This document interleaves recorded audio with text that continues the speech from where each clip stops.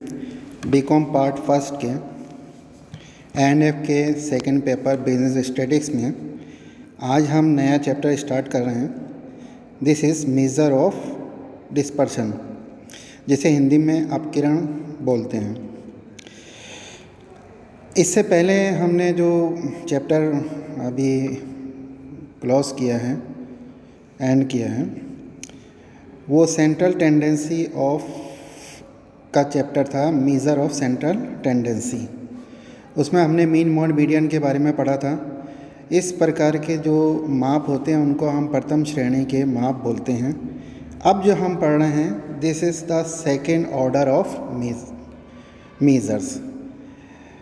अपकिरण जैसे कि इसकी परिभाषा है, तो ब्रुक्स एंड डिक्स के अनुसार अपकिरण अथवा प्रसार एक केंद्रीय मूल्य के इधर उधर चल मूल्यों के विचरण अथवा बिखराव की सीमा है। मतलब जैसे हमने देखा कि हमारी समग्र श्रेणी होती है, उस समग्र श्रेणी में जो वैल्यूज़ होते हैं, उन वैल्यूज़ का हम माप ज्ञात करते हैं, माध्य ज्ञात करते हैं। अपकिरण में हम उस माध्य की शुद्धता की जांच करते हैं। हम ये देखते हैं कि सांख्यिकी श्रेणी के जो माध्य हैं वो विभिन्न पद मूल्यों के विचलनों के माध्य को हम अपकिरण कहते हैं। इसका मतलब सीधा सीधा है कि अपकिरण में एकरूपता, संगतता और स्थिरता का अध्ययन किया जाता है। अकॉर्डिंग टू डॉक्टर बावले, इन्होंने कहा कि dispersion is the measure of the variation between item. जो भी मद हमको दिए गए हैं उनमें कितना वेरिएशन है। इसी प्रकार से अकॉर्डिंग टू LR कॉर्नर ने कहा कि dispersion is the measure of the extent to which the individual item vary. मतलब जो इंडिविजुअल जो आइटम है वो हमारे जो माध्य हैं उनसे कितनी दूरी पर हैं, इस सारी चीज़ों की हम जांच करते हैं। तो इट इज़ क्लियर कि डिस्पर्जन के अंदर हम ये देखेंगे कि हमने सेंट्रल टेंडेंसी में जो माप ज्ञात किए हैं उनकी शुद्धता को कैसे जांचें। यानी यूँ ही देखें कि भाई उनका बिखराव, उनका जैसे कहना चाहिए कि स्कैटरनेस जो सीमा है, उस सब चीज़ की हम यहाँ पर जांच करेंगे।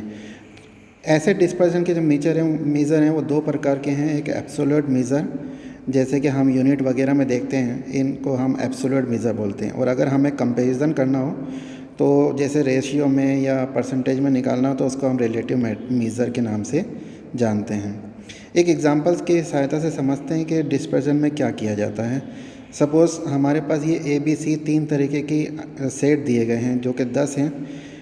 आप सेट 1 में देख रहे हैं कि सभी के एक समान अंक हैं, सेट B में अलग अलग हैं और सेट C में भी अलग अलग हैं। टोटल इनका एक बराबर सही है। जैसे टोटल सेट A का भी 400 है, B का भी 400 है, C का भी 400 है। और अगर इनका हम मीन सेंट्रल टेंडेंसी का माप निकालें मीन, तो वो तीनों भी स्थिति में एक बराबर आएगा, 40 आएगा।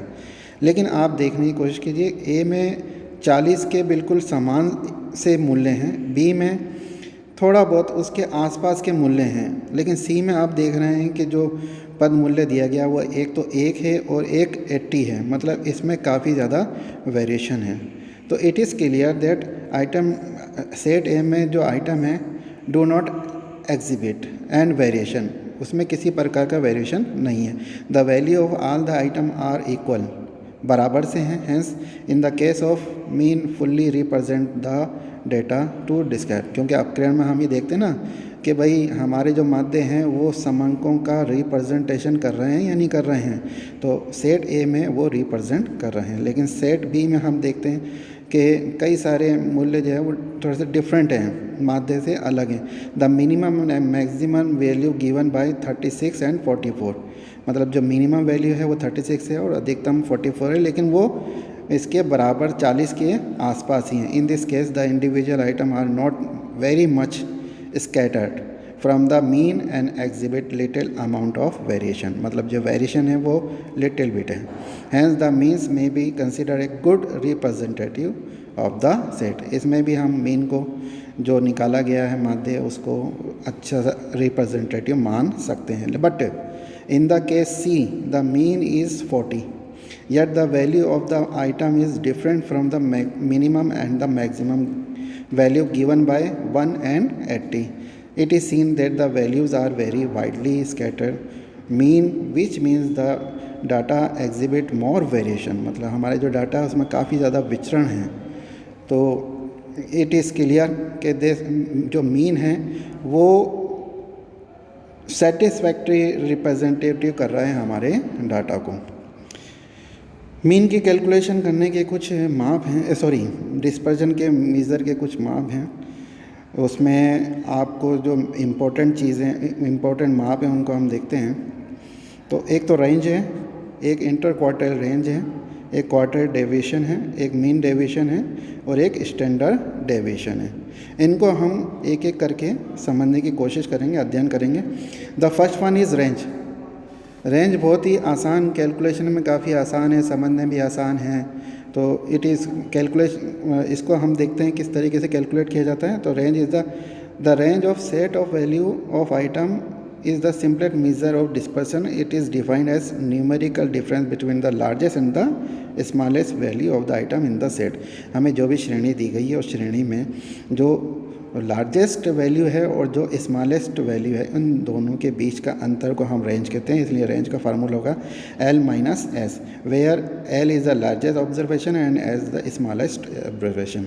जैसे कि हमने पूर्व में पढ़ा है कि हम जो ये माप ज्ञात कर रहे हैं डिस्पर्जन के, ये एब्सोल्यूट भी ज्ञात कर सकते हैं और रिलेटिव भी ज्ञात कर सकते हैं। तो रिलेटिव में हम कोएफिशिएंट ज्ञात करते हैं। तो कोएफिशिएंट का फार्मूला इस तरीके से L minus S oblique L plus S.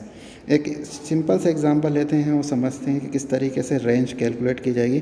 Find the range and coefficient of range for the set of number. इसमें कुछ नंबर दिए गए हैं आपको, तो it is individual series 12, 6, 7, 3, 15, 10, 18 and 5। अब ये इसमें आपको फाइंड आउट करना है सबसे पहले कि इसमें स्मॉलेस्ट वैल्यू कौन सी है और लार्जेस्ट वैल्यू कौन सी है। Largest value is 18 and smallest is 3। इन दोनों का डिफरेंस निकालेंगे विच इज़ रेंज। तो रेंज हमारी 15 निकली। अगर हम इसे कोएफिशिएंट के रूप में देखना चाहें तो फार्मूले में जो वैल्यूज़ हैं उसको पुट कर देंगे तो हमारा जो कोएफिशिएंट ऑफ रेंज आएगा इट इज़ 0.71। हमने इससे पूर्व के जो चैप्टर था उसमें हमने पढ़ा था कि सांख्यिकी श्रेणियाँ 3 प्रकार से होती हैं, इंडिविजुअल, डिस्क्रीट और कॉन्टीन्यूस। तो यहाँ पर आपको ये ध्यान में रखना है कि डिस्पर्जन हम सिर्फ एक्स में से निकालते हैं, फ्रीक्वेंसी से उसका कोई लेना देना नहीं है। तो एक एग्जांपल हम कंटिन्यूस सीरीज़ का कर लेते हैं, उससे आपके समझ में आ जाएगा। इन्होंने कहा कि the age distribution of 80 employee in a business enterprises is as follows. कुछ कंटिन्यूस सीरीज़ से संबंधित प्रश्न दिया गया है जिसमें एज दे रखी है 18 to 25, 25 to 32, 30 और उसके संबंध में यहाँ पर नंबर ऑफ़ एम्प्लॉय दे रखे हैं 80 एम्प्लॉई हैं, फ्रीक्वेंसी है। Calculate range and coefficient range for the frequency distribution.